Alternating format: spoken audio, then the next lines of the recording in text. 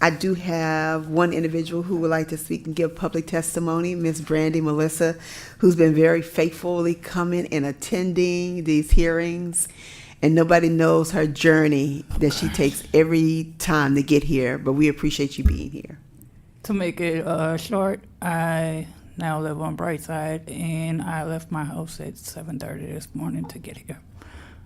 We thank you for being Bus here. stopped by 19 JDC, and I exercised my whole way here, but I have a heart walk to participate in, 3-mile walk for the Heart Association next week, so I'm getting my exercise in no matter what the weather's like. So, because my muscles like to constrict and tighten up from CP. But yeah, y'all wouldn't believe I'm sitting up here talking to y'all with hardly a brain that shows up.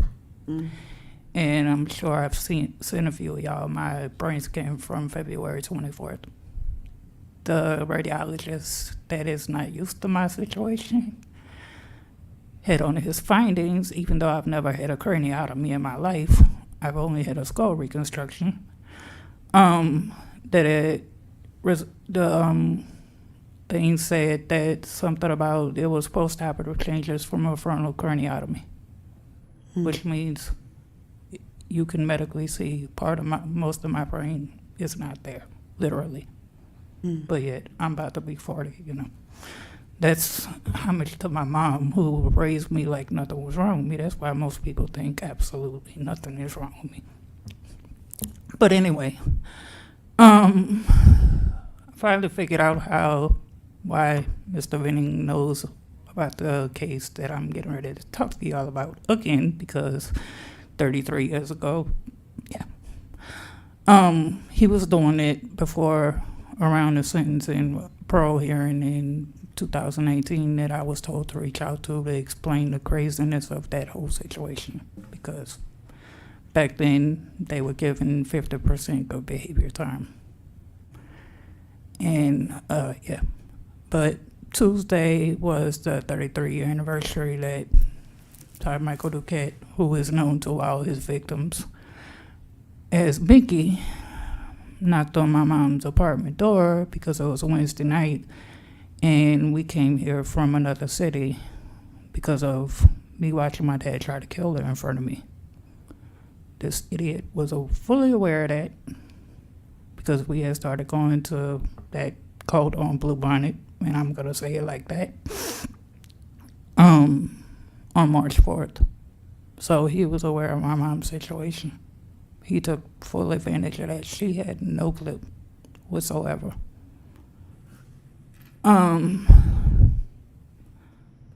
And to say that those who do that kind of stuff do it to relatives.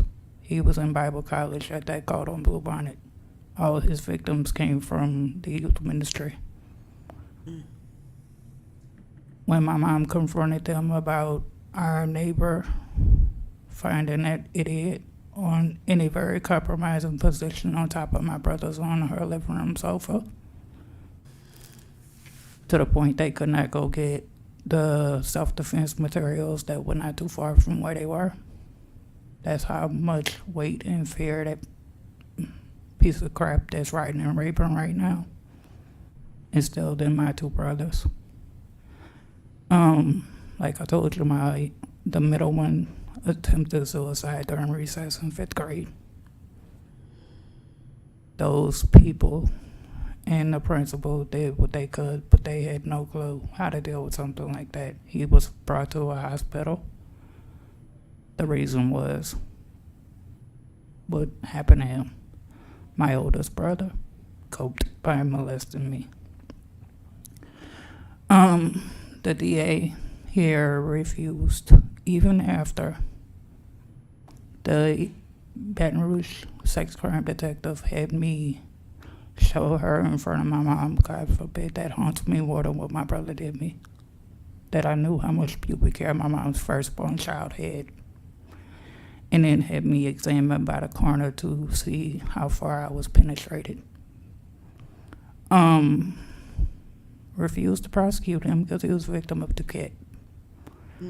Didn't care that he molested his disabled sister. I couldn't defend myself back then anyway if I tried.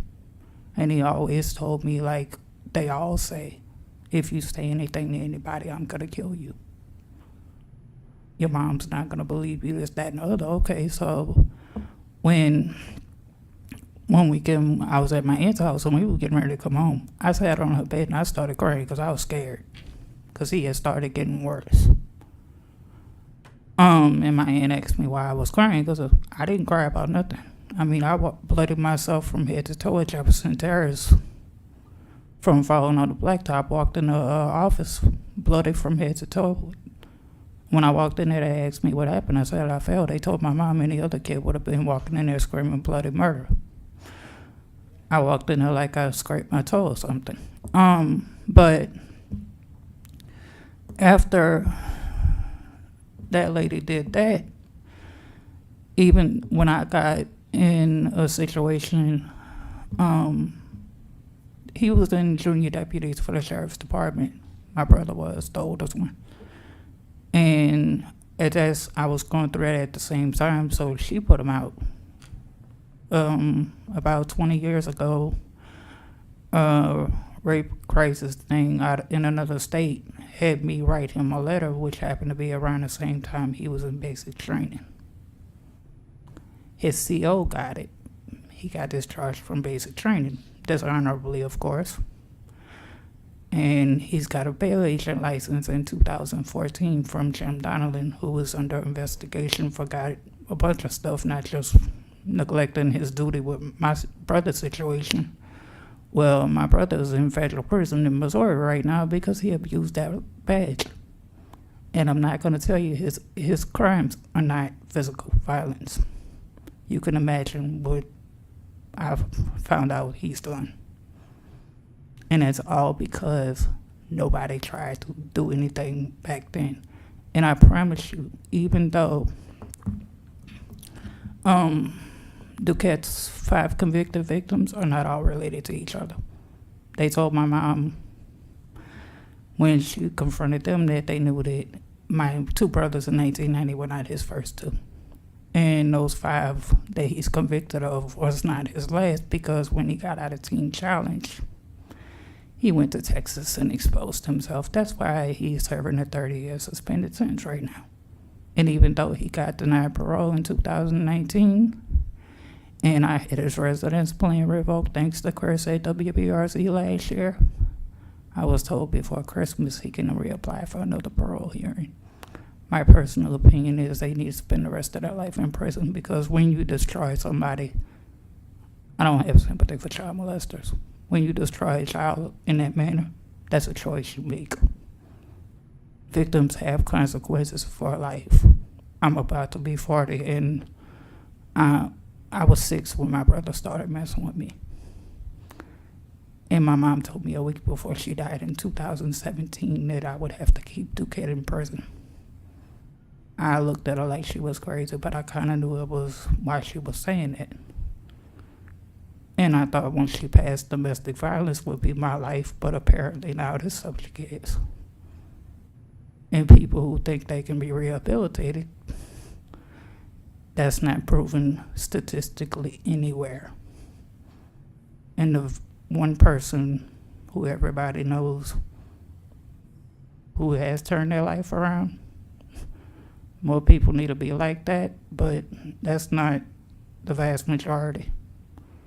And to save future victims, since we can't dismember them, there will be life without parole is mandatory for first-degree rape. So why can't you give life without parole to somebody who tries to sexually violate a child?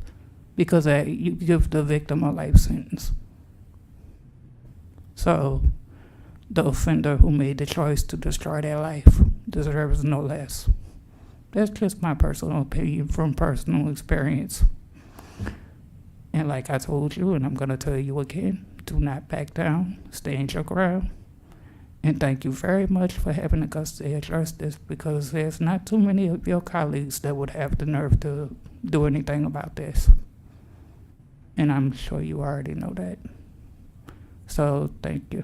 And I'm sorry I'm rambling, but It's a very touchy subject that I'm getting out of being shy about, because I'm not in the situation of being able to talk about it for, I can't sit back and not say nothing, because I know most victims would not be able to get up here and say anything, especially if there's sexual assault, violence, or molestation, incest happened to them when they were kids. Because I promise you, I'm probably going to have nightmares throughout the whole weekend just for what I'm saying right now. But I'm willing to take that effects of what I'm doing for the sake of possibly saving whatever future victims we can. It's worth it to me if we save at least one child, at least. Because that's a life sentence I wouldn't wish on nobody. And all I would say to that is amen. Yep. Very well stated. We thank you for your courage to come forth and to share that, because we know that it has to be extremely difficult to do so. And the one thing that I really want to say, because a lot of times people think that it only happens to young ladies, or mostly young ladies, but it happens a lot to young men, and oftentimes they are not even given the opportunity, platform, to even be able to express it. And so it just kind of mushrooms and it gets worse.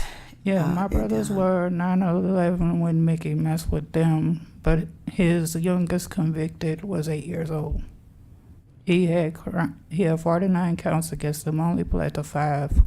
Most of his crimes were oral sexual battery, indecency with a juvenile. And even though me and those 5 have not seen each other since the early 90s when we were in the youth group at the Cordon Blue Bonnet, our victim impact statements in 2019 almost mirrored each other word for word. Wow. And when I told people what he told my mom, that he didn't hurt my brothers, he loved them, they were only horse playing, I was told he said the same thing to the parents of the other 5. My brothers were 9/11, they horse played with each other all the time. I mean, my veteran brother, who attempted suicide at school because of that, has a slit across his eye because my mom threw a shoe at him, not trying to hurt him or nothing. But him and my other brother were arguing when they were messing with their G.I. Joes in their room. And they were getting on her nerves, and she kept telling them to stop, and they wouldn't, so she threw a shoe, and he's got a mark on the top of his eye. Never once, when that happened, did my oldest brother try to mess with me or the other one try to hurt himself.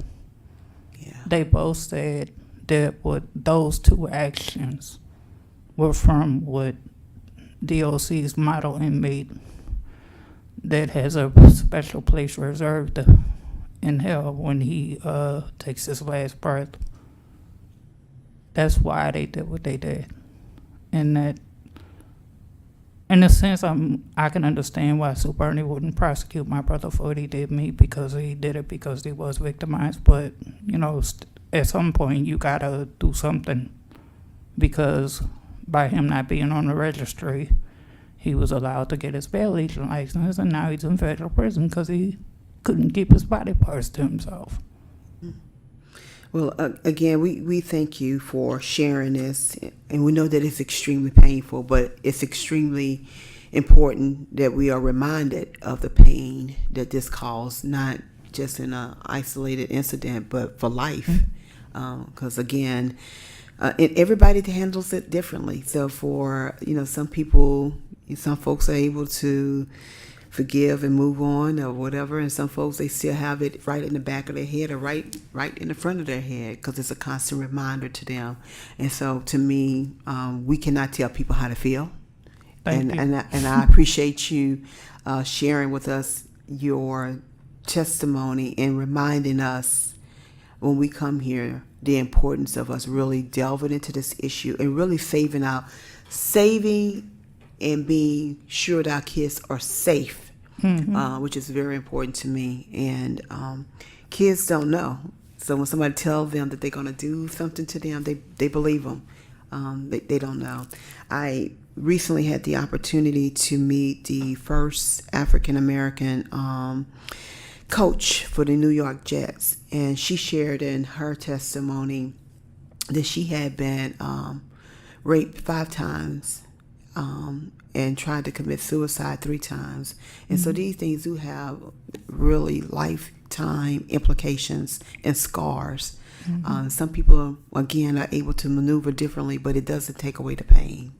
So we thank you so much for providing us with the testimony. I do not see any questions or remarks from anyone, but we do thank you for coming down and sharing again and No problem. making sure you keep it right before us. And Yes, I am ma'am. not backing back, and I'm not backing down.